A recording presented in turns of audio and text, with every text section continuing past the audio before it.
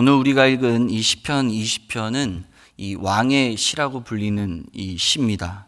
특별히 이 왕의 시인데요. 왕을 위한 백성의 중보 기도에 대한 내용이 되겠습니다. 특별히 1절 말씀을 한번 보시면 환난 날에 여호와께서 내게 응답하시고, 또 9절에 한번 보세요.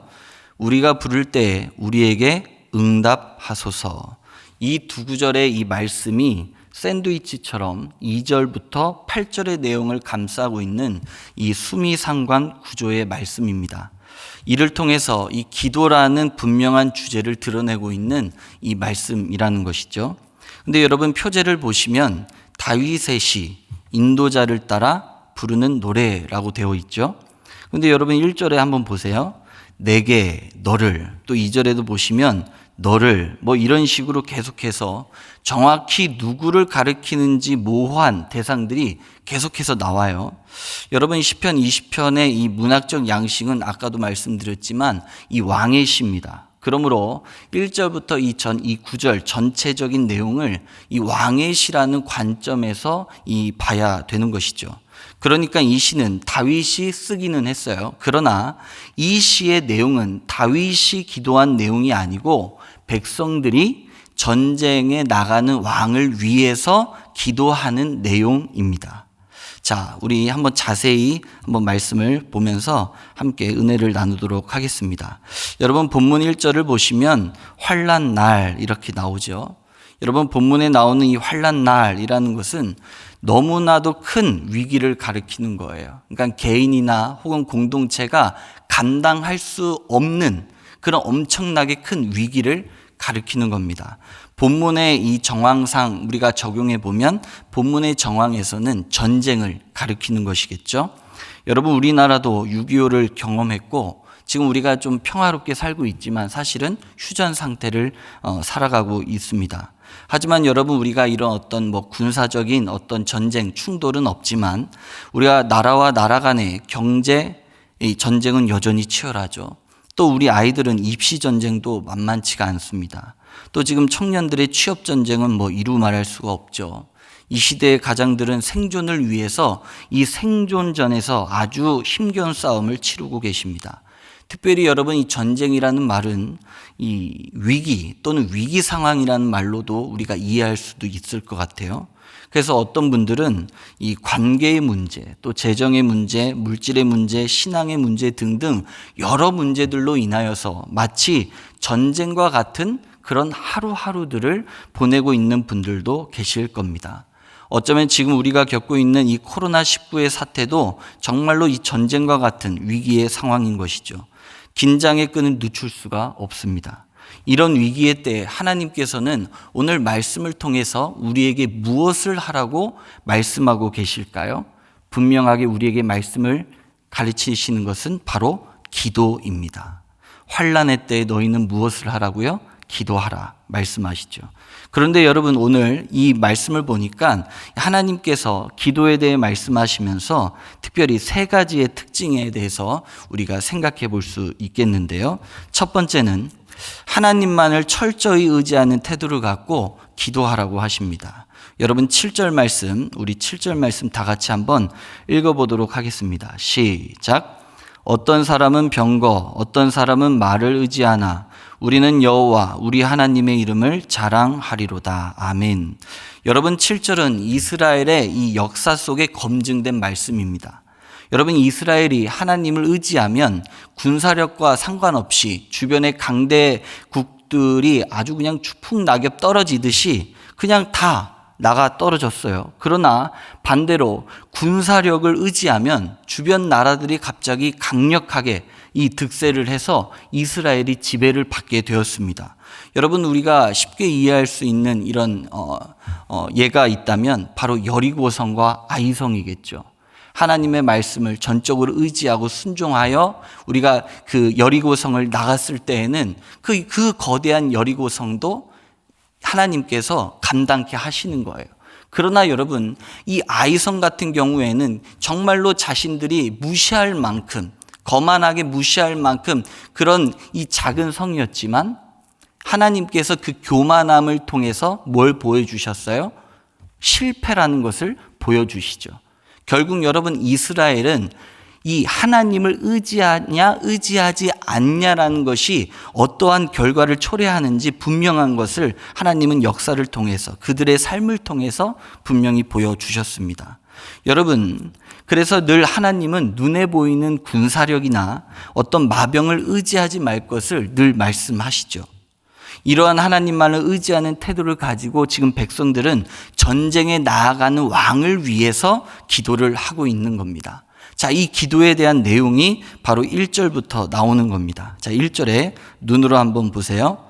자, 환난 날에 여호와께서 내게 응답하시고 야곱의 하나님의 이름이 너를 높이 드시며, 여기서 이 높이 드신다 이 말은 쉽게 바꿔 얘기하면 보호하신다 이런 말입니다.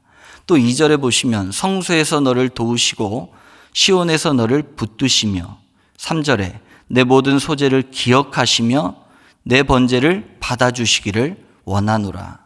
여러분, 이 고대 이스라엘에서 왕은 전쟁을 하러 가기 전에 항상 이 제사, 예배를 먼저 드렸습니다. 이것은 하나님의 은혜를 전적으로 구하는 이 아주 겸손한 영적인 태도를 말하는 거예요. 그래서 여러분, 사무엘상 7장 8절에서 9절 말씀인데요. 우리 화면에 준비되어 있는데 우리 한 목소리로 한번 읽어보도록 하겠습니다. 시작. 이스라엘 자손이 사무엘에게 이르되 당신은 우리를 위하여 우리 하나님 여호와께 쉬지 말고 부르짖어 우리를 블레셋 사람들의 손에서 구원하시게 하소서 하니, 사무엘이 젖먹는 어린 양 하나를 가져다가 온전한 번제를 여호와께 드리고 이스라엘을 위하여 여호와께 부르짖음에 여호와께서 응답하셨더라. 아멘. 여러분, 전쟁은 누구에게 속해 있죠? 바로 여호와 하나님입니다. 그러니까 여호와 하나님께 전쟁이 속해 있기 때문에 하나님의 자비로운 응답을 받기 위해서 제사를 드리는 겁니다.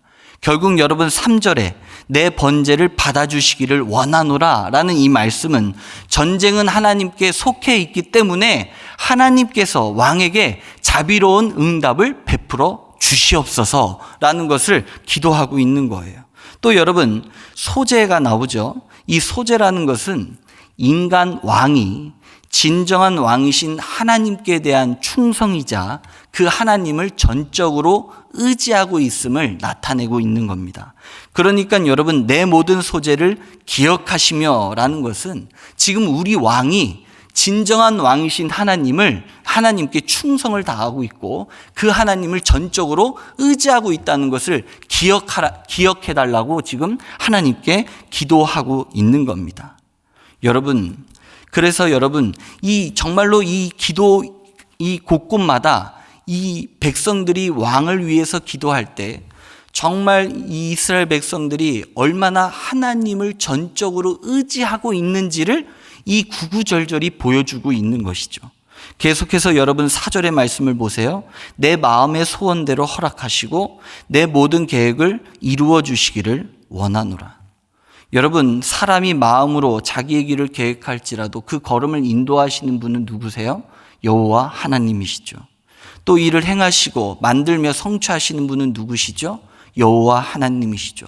바로 이 여호와 하나님께 이 모든 계획과 자기의 모든 소원을 그 하나님께서 이루어 달라고 지금 기도를 하고 있는 겁니다. 자, 그리고 5절에 보세요. 우리가 너희 승리로 말미암아 개가를 부르며 우리 하나님의 이름으로 우리의 깃발을 세우리니 여호와께서 내 모든 기도를 이루어 주시기를 원하노라.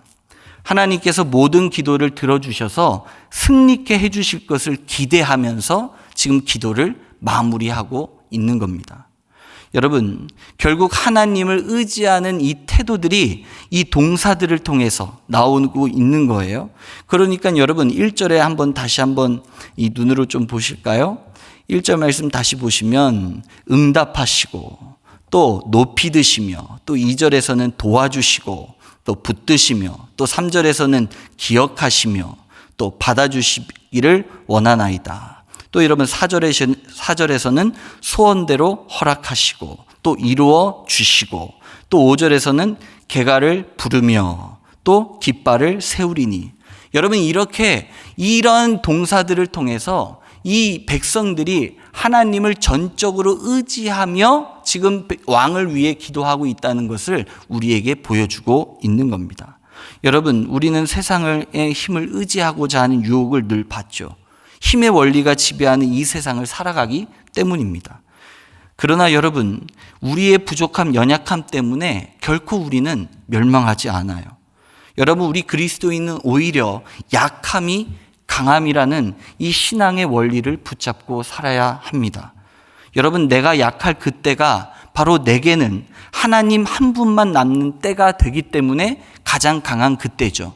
바로 하나님만을 의지하는 그때가 되기 때문에 가장 강한 그때가 되는 겁니다.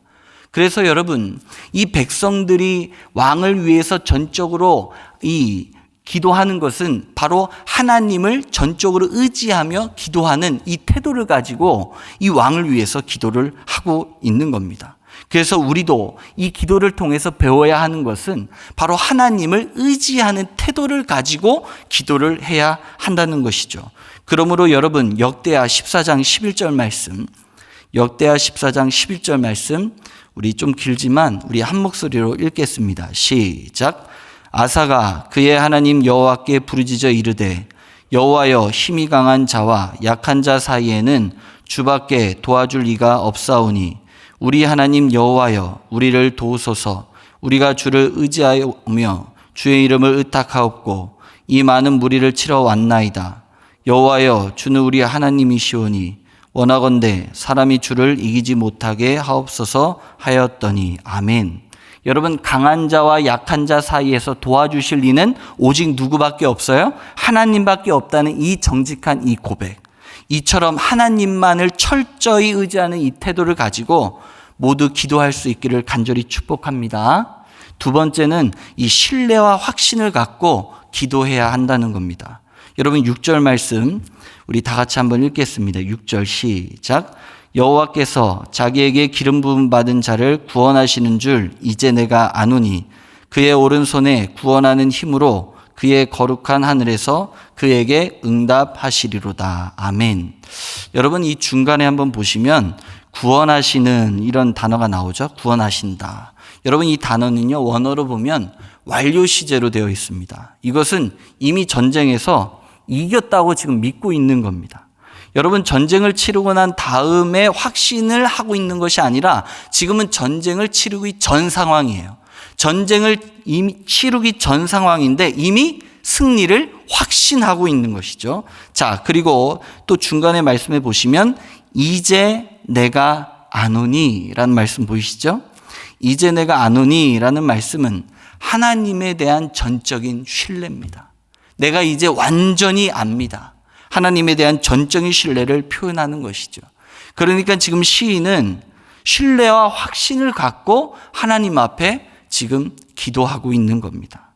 여러분, 사실 우리가 기도하다 보면 늘 연약한 부분이 바로 이런 부분이라고 생각이 되죠. 사도행전 12장을 보면 베드로가 감옥에 갇혀요. 그래서 교회는 그를 위하여 간절히 하나님께 기도를 해요. 그래서 하나님께서 놀랍게 역사를 하셔서 천사를 통해서 이 베드로를 감옥에서 끄집어냅니다. 그리고 그 교회가 열심히 이제 기도하는 그 현장으로 이 베드로를 데리고 오세요. 그 베드로가 그 집에 이제 문을 딱 두드려요. 이제 문을 두드리니까 이 로데라는 여자아이가 나와가지고 이제 여자아이가 막 달려오는데 그 두드리는 소리에 누구 소리가 들려요?